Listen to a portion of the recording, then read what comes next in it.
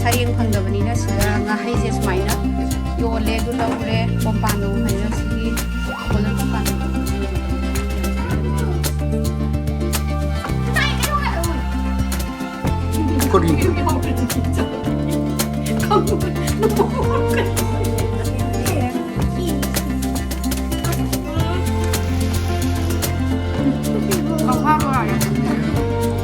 How about them how it?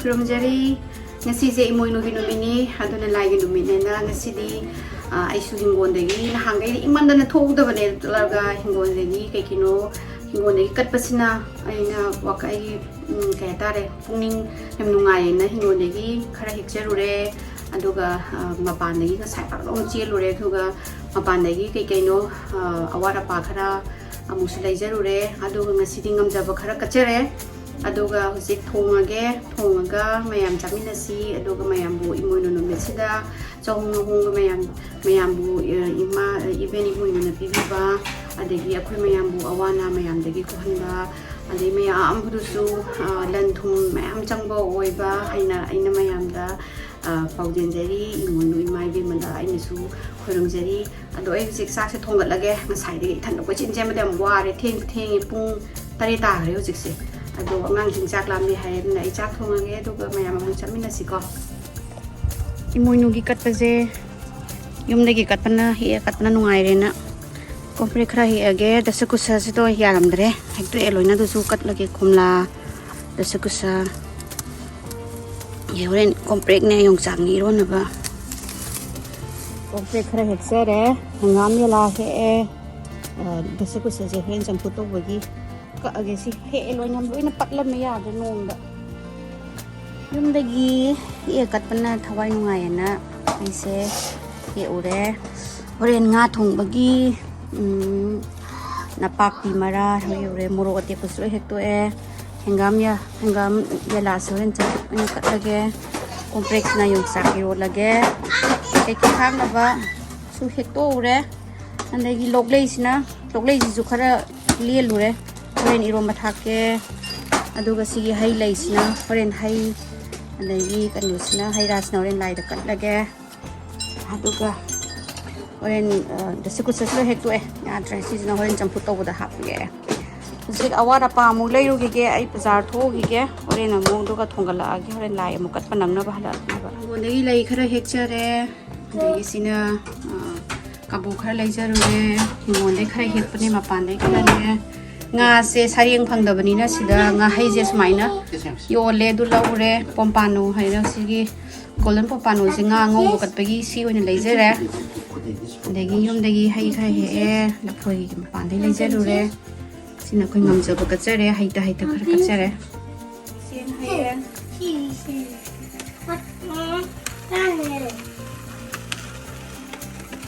Sone Sona haina mo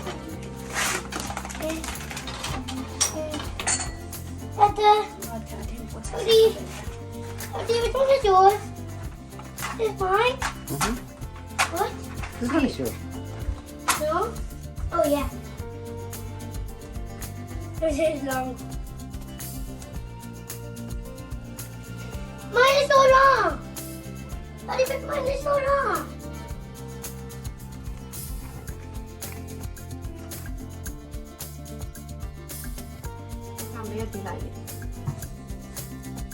Then why are you doing that? TDI kram ya division.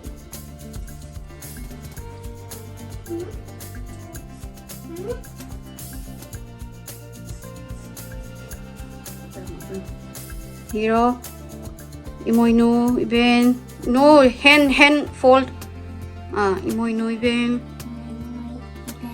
si imoinu no mitsida imoinu no mitsida akhoi ba phaba pinabiu acha honga pinabiu lairik mem haijage ai joy kharam खुदाई सेलागा I am a girl and चोंग ले रेम princess नो हाई अखोइना सी खुदाई जे बॉयज की ने कनाई प्रिंसेस नो नंगबो प्रिंसेस ऑफ द ये सी खुदाई ना ये लुंगी मालेदा ओ माई जी खतबई ने माने कन princess I J Looks like that, you know. Is this milk bread? Love you. Like ma'am हाइजरगे हेरो यार Like ma'am, he's okay. हाइजरगे Papa, good boy, okay. Good boy, alright. Okay, okay. Okay. Joy. Joy. nga sem gre nga se mawong am da thong ge han tak ti je pompano jang puk to na thong dri tang toy na thong ga ko mai tei gi manipur khu thong hai ga dra mai tei ku thong da to ra ga thong a gi si di a kano to ra ga pik pik na ha de ma thong ba gi atoi ba thong bai sang da ka piu ko ni Cubes na naman. oh cubes ka Yun, no? yung ba gi na ham ai na kano thong ba do Hawaii movie frozen do sing na tham gi ne ba adu ne yong chak ne dagi mo me gi kano jang kau kha ne kau kha ma hap chen ge adu ga bora to ge Kakadi kita. Manam ba din ang mga mahawat na hindi ko kasi. hai phe na mane do manam na ti ma khau hai phe ma ne Kagum daw niya. yam kan na kha de yong chak ne Hawaii movie ne chocolate sa yum de gi khara ga yuk do Matin mo yan, so ko'y mani kang sana bro. si ngam ga na tawre comprect na sa hiuk na last hap e comprect de Kumpre kasi na tayo. comprect to si sinzu ga sa Kaya ba yung idea kari kang soy daw na ito kari ito. na comprect se nung su bo da ya phajana ha le mo ni suma idea ko ira idea maru do ai ni di si pambi ja amani ka khap tha ge ne ba adu ga ekta mara mo ji sandu ga mara ja kan to bi le sandu pi le ni lai de ji kan du da du sinzu zanin ba ko kan nung matam ja mo ni yam san ga ai ni ai kai ho ya oi Korean Yung food. yaw ni sabi. Kamur na mo kani man. Ay, yun ang kagni na dito. Ahing mo rin, no? Ay mo ni. There's a Ne snail. le yung lak. Idi kay no man nang law mi yaw ri kan. Moy sai gi ka snail ga masa kan man ga zari. Taroy, taroy. Tanto si sa jira. Tok sa lutan. It's yummy. The snail? What's the snail doing? Yo no pet oi jero si. Dogi mo ta si mo no. Yeah. Hey, keep this in your bed. No, it's not. Hey, hingin na sila. Tanliam na. Hey, ito pa yun, no? I tested. Man, It's so I think slow. it's looking for milk. Give him some milk. No. Someone tapi-tapi yun. Hmm. Hey, masih like kikang tak tapai pada sini pas na. Yucky. Pai kan, no? Okay, can you throw it in the garden? I'll do it. No, I won't do it. Let's go. Let's go. Ito ba't di yogurt ba? Yaw de. Khang ni mi. No su bo da. Hindi, lekang taroy na sigito. Lekang taroy na sana sigito. Kano di lebak labuk taroy. Sai gi tharoi di ka toi. Garden tharoi sa ya. Sao daw lo kuyin na. Chao. Lagi masara bo sigito. Mati asain tumain tong. Adu ne ini tanah tanah na hat le mem mana ni kubri. Kali kali chang. Ako ba? Kari ba nang jawa pati ko nga? Ma wai pam sa ba wa di wong ni. Hadi wong ga. Daw le tanah tanah na hat le. Ai wong bagi mayan bo re kam thu kra. Ai cham thu kai wong ma ka di kam thu thang re. Patak sa kam thu na ne na.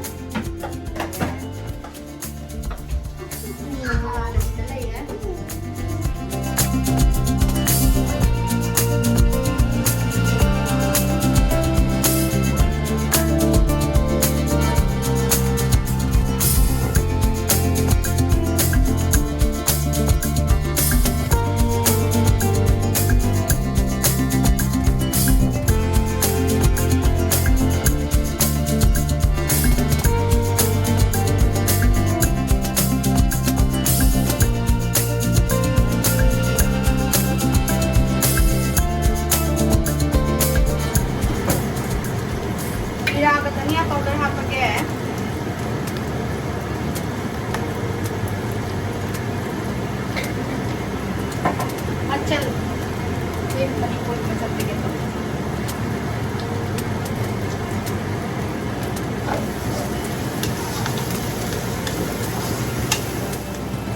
Hello ka.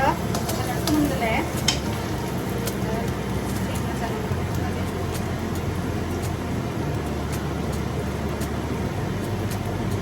Ayan. Rin po ito mag. Yung mga tang mga mo. Yung maroy marang siya sa lee. Nasihat sila eh.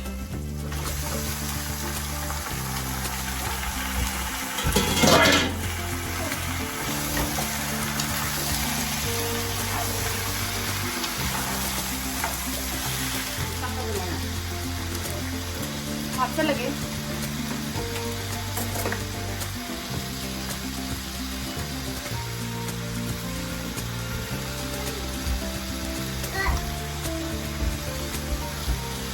Wow, nice. Đây thôi rồi ạ.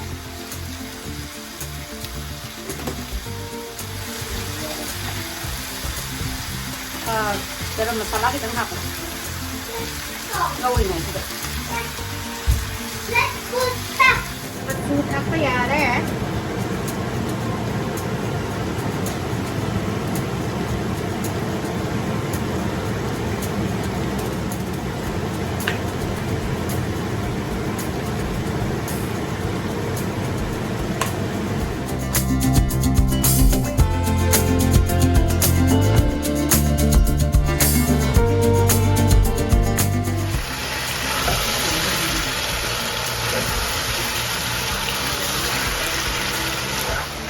Cái xuân nghịch ăn hạt cái ngâu này khi ngà dậy cho nó tao ra được ngập hồn.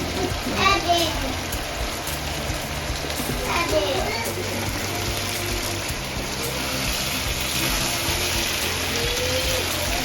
Khi ngà gì cũng nằm buồn đấy nữa. Thôi mà sân ra cái mà khi hạt bây giờ đi.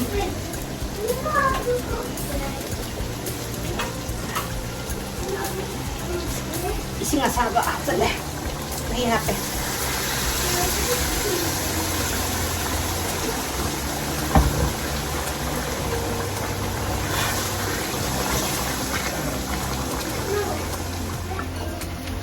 ꯁꯣꯝꯗꯅ ꯕꯣꯔꯥ ꯃꯊꯦꯜ Bora gitu. ꯏꯔꯣꯝꯕꯒ Yung baga iman yung isok yung baga bora do. Yung lo ay lai tharo ga. So, ore lo siya nase. Sang so la mo talaga. Ga ucek kano ka? Ucek maroy so hay ngay wa pati gum so hay ngay sa maroy so hay ngay. Rồi. Mà thùng lôi đây bora tàu nó zip lại gì tàu ra cái iro lagi lôi ra ngâm mà khar cắt ra papor bora champut na thùng bay rom bakat le sinami gi bora sanu pi na bora ho na ho bi sa ra cái sak la mana si re obi thùng bada em ai gi le re yung sak rom ba nga thùng bane bora ne champut ne Hầu rồi cái sao mà sắc lo mình nè rồi. Tôi đang gây dây nọ. Fishy rice. Cái gì cái bò ra rồi, cái gì đấy? Fishy roll. Hầu khoa bò ra em. 무슨네 Hầu khoa bò em hầu ạ. 보라네 이롬바네 아이소 비디오 마틱 나마 먹어 사드론 Cái ung ngô xem một nè. Bò ra cho cái sao ạ? Ung ngô xem. Còn chân nè. Bàn đấy cả. 어른 Ngon mà cô phi ấy gì? À phi đi sai thế mà.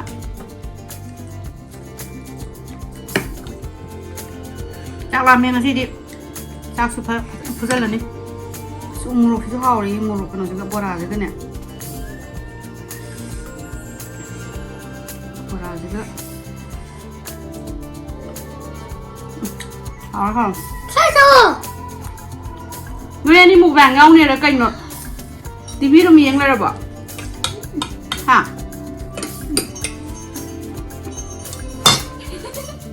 Tapi itu sak lama menit.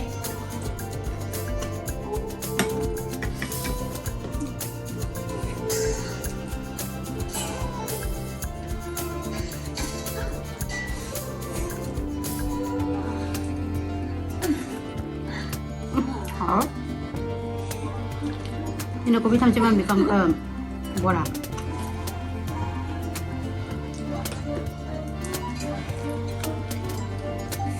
알아 mẹ ra đó kít năm món chạy vì đấy rồi kít năm mà ngâm được vậy anh khát tập bê vào sao đó thế nông sao mà rút thôi do nên là tăng tắc là sao ra được đấy mẹ làm xấu vì nó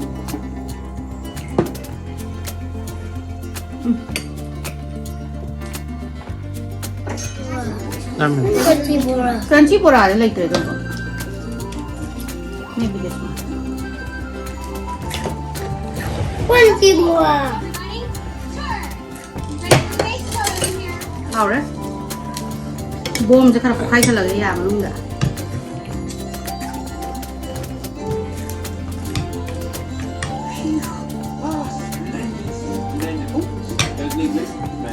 Crunchy. Crunchy. crunchy ôi đấy tụi bạn nó xài được cái hào thầm bẩn này nè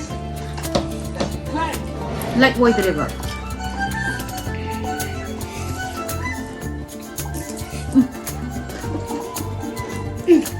thằng cái hào đấy có thể gì hào rồi Is that kidfishy? mất đấy mà mới để đi xem coi nào You can try. Hi. I'm eating meow. nhâm Meow is yummy meow.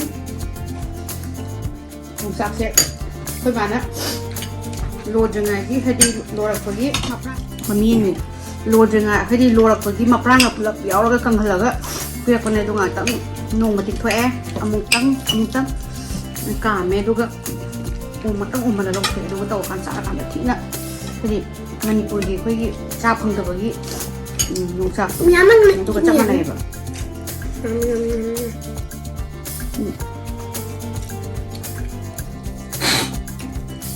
thế nó sao rồi bố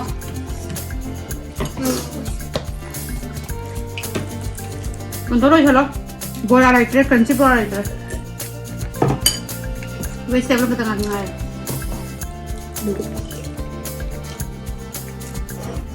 nặng nga Nga. thùng bá hậu ấy Komba hawe. morok saye Mukaye. làm hậu lắm em được 없어 진짜 lagi ngasih ide mẹ em nói cái video sẽ like to video share to video subscribe to video tale like to talaga na kin nam ta suzala mo like button ne share to ne subscribe button do kin nam ta suzala mo aduga Botkin. ai se mayam na kin khang do na kin khang wala adu mayam na giveaway tau se hai to ai 20 k subscriber ke do boga giveaway to ai tau jara age aduga mayam happy moinu mayam ni nuai na injang hau pachadana ani di chaba thapar wadana nuai na lan thum am ima moinu pasindir na mayam boiba mayam boy sunona ani su sojari mayam kisi da sindare ko